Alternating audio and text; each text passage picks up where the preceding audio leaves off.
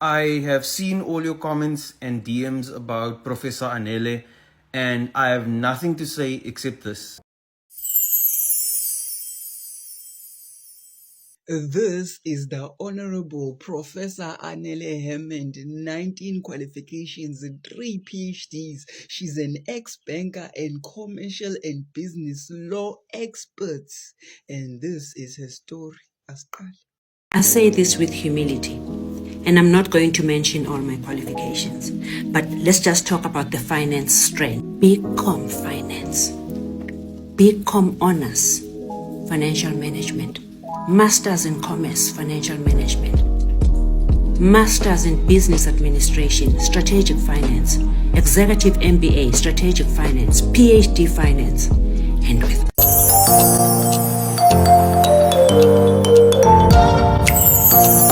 The fact that Standard Bank really thought that they could defraud this lady who has 13 qualifications, 3 PhDs, and a pilot license, who was just trying to buy herself a Rolls-Royce cash, and they thought that they could defraud her and get away with it. If you haven't came across her story, this beautiful lady is Dr. or Prof Anele Hammond. She is still in the process of telling her story on her TikTok page, and I would really suggest that you check that out. But a clip of her briefly telling us what happened went viral, where she revealed that because of this fraud case that she has against Standard Bank, she has experienced multiple violent robberies where she was beaten, robbed of legal documents with AK-47s. There was even an incident where she was hanged and left to die. This is what happened. So she was a banker in South Africa since 2002. Then she moved to Switzerland, and then she had a lengthy project here in South Africa in 2015. So she had to move back, and she obviously needed a car. So she goes to the dealership, shops for the car, finally finds a car that she likes. They tell her the price, and then she pays for the car there. She swipes for the car there. They tell her to come back in 2 days as they needed to prep the vehicle document. 2 days later, she goes to fetch the car. They tell her that they have reversed her international payment for the car. And again, she is not domiciled in South Africa, meaning she's not legally based in South Africa. So she was using her Swiss bank. They then suggested that she use, a local bank, and also suggested an installment-based agreement, installment sale agreement, instead of, a cash transaction. So she uses her foundation as the buyer, and she signs as surety. Later, Standard Bank approves the loan. So she goes to the dealership to fetch the car and sign, the relevant vehicle document. So at the end of the month, Standard Bank deducts almost double the agreed installment amount. So she calls the bank to say, listen, there's been an error here. They ask her, so she says, no, the vehicle is registered under my foundation and I signed as surety. They say, no, we don't know what you're talking about. That's not what we have on our record. Second month, same thing. She goes to the bank, they refuse to listen. Third month, same thing. So she sends them a letter of demand, basically firstly asking to see the installment sale agreement that she signed, secondly saying that she is going to stop making payments until she sees who the vehicle is registered under. She did just that, and she also opened a separate account where she was making monthly payments of the incorrect amount that they were deducting. So she was paying that amount to that account to show that affordability wasn't an issue. She also stopped using the car and also got an affidavit. So she just sat and gave them 3 months. 3 months later, they come back with a letter that is actually directed to her daughter, basically telling her daughter that she hasn't paid her installment in 3 months. Obviously confused, they go to the bank to say, listen, why is this letter addressed to my daughter? Because I'm the owner of the vehicle, and also my daughter is a child. She is just straight out of school. She has never worked a day in her life. How are you guys financing a car to a child worth millions? The bank takes her to court to try and repossess the car, providing fraudulent documents, by the way. So that is the fraud in a nutshell. So again, I would really suggest that you go to her page to get the full story.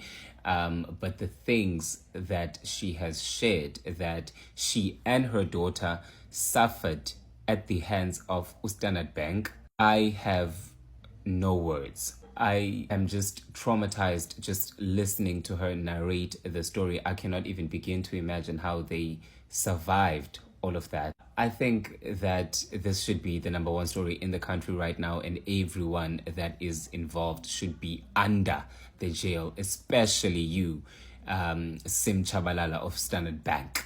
I have seen all your comments and DMs about Professor Anele, and I have nothing to say except this, that every week we see how much talent and how much potential and how much vision, whether it is people like Professor Anele or people like Fezile Dlamini, who didn't get funding from any state institutions. There's so much talent and so much willingness and so much passion and so much drive for us to do better and to progress and then reach back and try and pull forward the people in the communities that we come from. And then we face not just opposition, but threats, danger, lives at risk for doing that, whether it be in the public sector or in the private sector. And like the thousands of you, possibly millions at this point, who are wishing her well in the pursuit of justice, I wish her exactly the same. Because of all the institutions that do the disgusting work of holding people back from progress, very few are as sickly as banks. Whether it be something as small as horrible interests on vehicle finance or discrimination in terms of granting home loans and business loans, or something on the bigger scale like funding literal political parties so that they can develop policy that stand in the way of progress. The banks are always in it. But I do admit, nothing as hands-on and dirty as gruesome, or very few at least, stories told to this level of detail as what Professor Anele says the banks have done to her, or the bank has done to her. Banks are known for using the pen. You know what I mean? For using policy, for using finance or withholding finance. They are known for playing dirty maneuvers and tricks. This feels personal. This seems very personal because let me stop there. Hi bo guys. Ayibo istory saka Prof guys ngicela siqhubekeni. Prof Anele who has been going through the most with Standard Bank. You know, I watched part 1 kaze ngayofika part 13 esisho istory sakhe of the way abamtreating ngakhona, just the different atrocious things that she went through with Standard Bank, all because she was trying to defend herself.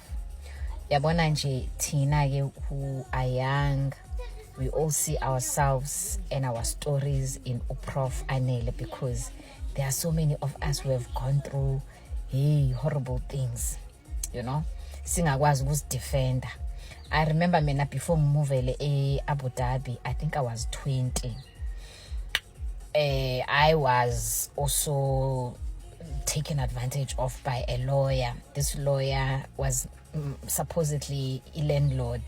I was subletting, so ngangihlala mina through somebody that I knew. And ngifuna nje fast forward the story, but because I was young, naive, black, didn't know my rights, didn't know anything, this so-called landlord took advantage of me, you know. They met me, and through a Chinese guy, I was staying with a Chinese guy in Gishera apartment in Melville. It was a 2-bedroom townhouse, and then this guy decided to leave, and then ngahlala mina ngasala ngedwa, and I was supposed to find somebody ozoshare nami. I couldn't find that person, so I decided ukuthi yazini ngifuna ukuphuma, ngabanika inotice, hayibo bangi-ignora, ngathi sengiphuma bangafuni ukunginika i-deposit yami. Hey guys, I went through trauma of they wanted to attach my car. I remember my first car ngangine Golf iChico. They went to my apartment. I'd gone to visit my cousin in Pretoria at that time, ngangihlala eKempton Park. They went and they took everything in my apartment. Angazi ukuthi bavulelwa ubani kanjani. Hey guys, ngathi ngithi ngibayise court bantshontsha ama documents, ama dockets, angazi noma kuthiwa ama documents noma ama dockets. Unfortunately, I had moved to Abu Dhabi, so I couldn't come back to South Africa to attend this case. But those people were white people. These were white lawyers. Because they were lawyers, they took advantage of the situation. My father also went through ukurojwa from a bank again. You know, my father had been paying FNB imali for 10 years. Over 10 years, he was paying this premium. I think it was money that was supposed to come to me, and he was supposed to get this money after 10 years. After 10 years of paying this money, FNB started coming up with some stories. You know, my father passed away with a heartbreak because I think around that time that money was supposed to come out for me was when they gave him all this runaround. But because he had no voice, he had nobody to represent him, that money nje icwilile after he had paid for 10 years. Kudala kudlalwa ngabantu, guys. But when you listen to Prof Anele's story, you are like, yo, it's deep. Like, it's really deep, and it gets deeper and deeper when you are black, because what she went through, guys, what she had gone through, and what she went through because she was this clever black who is educated, who tried to do the right thing, who tried to expose the wrong thing. Go and follow istory sakhe. Go and follow istory saka Prof. She's so inspiring. It's so triggering yonke lento yakhe. It's so painful to listen to.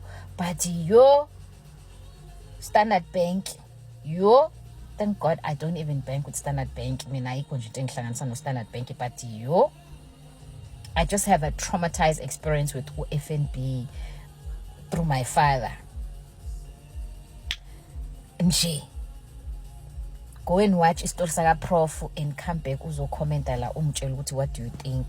Kuyadlalwa ngabantu abamnyama emhlabeni. Immediately after achieving everything she wanted, la South Africa, she decided ukuthi uzohamba eSwitzerland ayosebenza as a banker, and she did that for many years. She had a very successful career working in Switzerland as a banker. One day, she decided ukuthi she is done chasing the corporate ladder, ukhathele ukusebenza, and so she decided ukuthi ufuna ukubuyela back in South Africa. She packed everything ekuyeyakhe and she's headed back in South Africa to build umndeni, to grow her roots, and come back to the motherland. Did I forget ukuthi Dr. Professor Hammond Anele is also a pilot?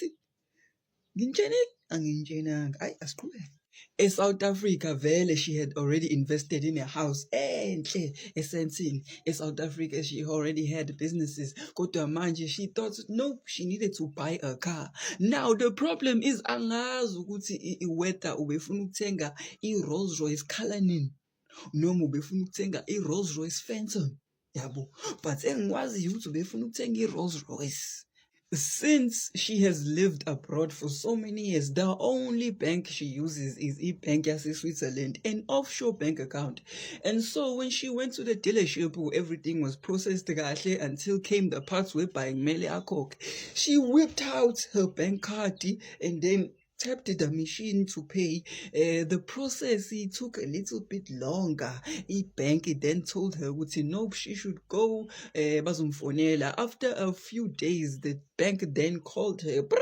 Unfortunately, they are struggling to process the payment ngoba phela eyaphesheya offshore. And then they begged her, they pleaded, please vula a South African bank so we can be able to process the payment kahle. Professor then went through the process of opening a South African bank. Nobody knows which bank she picked, but she picked a bank lapayana wayeseyakubona, and then she told them ukuthi imali unayo, but it's gonna take time to transfer. So she applied for a loan. The loan was approved. Everything, she was working so smoothly because very imali unayo. The purchase went on smoothly, but when it came time for the bank to deduct, zaqala inkinga.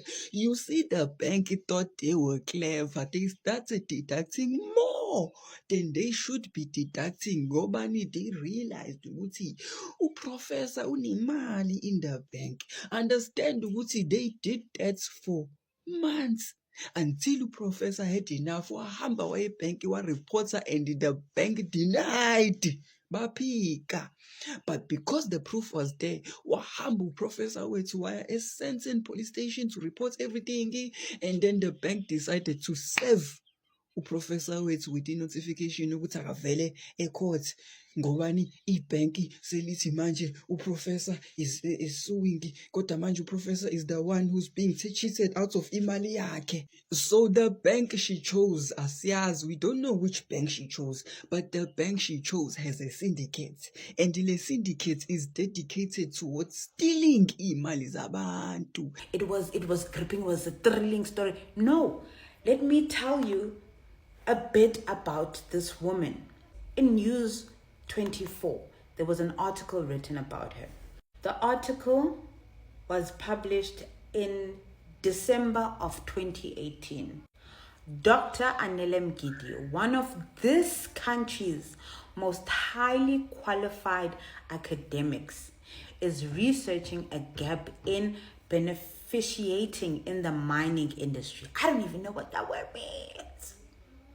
Which, if closed, could galvanize foreign direct investment and stimulate economic growth at grassroots level. Mgidi is at her happiest when she is studying.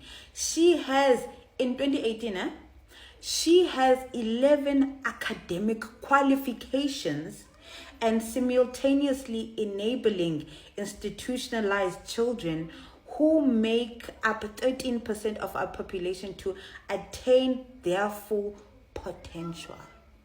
I'm like, yeah, this woman is one of South Africa's black elites.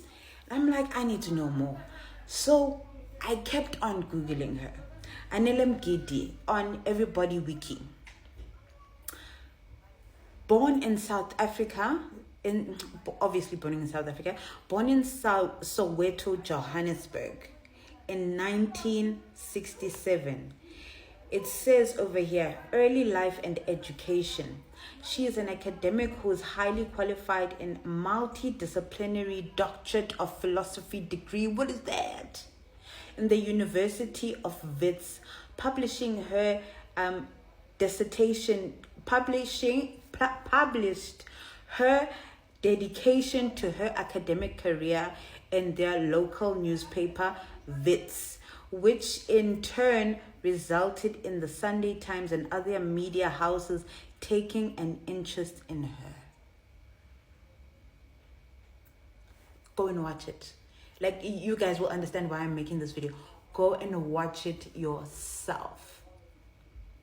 Because the things that she went through, just because they incorrectly debited, they double debited her, no reason whatsoever, you could have just debited that correct amount, fraudulently created documentation to say that she agreed, didn't even have to do that in Dasakai. She on her own unearthed a criminal syndicate in one of South Africa's biggest banking organizations. And one thing Professors Odile with Standard Bank should reveal to you is you will not survive this country unless you dare to be an intellectual, unless you dare to pierce the veil and apply your critical thinking skills. If you pay attention to what has been made popular in this country, you'll understand why the higher entities and the capitalist model has succeeded in successfully enslaving and keeping our people entrapped in poverty and in these cultures that only keep them subdued and distracted from analyzing and piercing the veil. If she was not as switched on as she is, they would have stolen what is rightfully hers right before her eyes, just like many entities are succeeding in doing to a lot of people in this country. The taxes we pay, the banks. Just in 2024, there was insane devaluing of the rand. Just in 2025, we had the rand's value plummeting. And now we're seeing this happening because of oil disputes in Iran and the US. We're not owned by the government. We're owned by higher entities that are operating in the West that have massive influence as to what happens in Africa. And Africa is meant to be independent by now. But we booed radical concepts such as Pan-Africanism because we have these internalized regressive thought processes that allow these entities to succeed. Now, in a country where we boo qualifications in education, they already have us right where they want us. Like, I don't know what Standard Bank was thinking, allegedly. I don't know what Standard Bank was thinking to go and fight a case against a lady with 13 qualifications. That is so rich that he's buying a Rolls Royce cash. Hoe kan jy vir so iemand gaan baklei? Maar sonder mos geld om saam met jou in hierdie ding aan te gaan. That woman stood her ground. And she fought. Like she fought that case. Mentally, physically. Want sy moes ook rovers, moet sy ook. She went through that also. Her child was almost raped. She called her dead daughter from the grave to come and save them. There are people of powers. There are people with powers, and there are people, man, guts. That woman have got.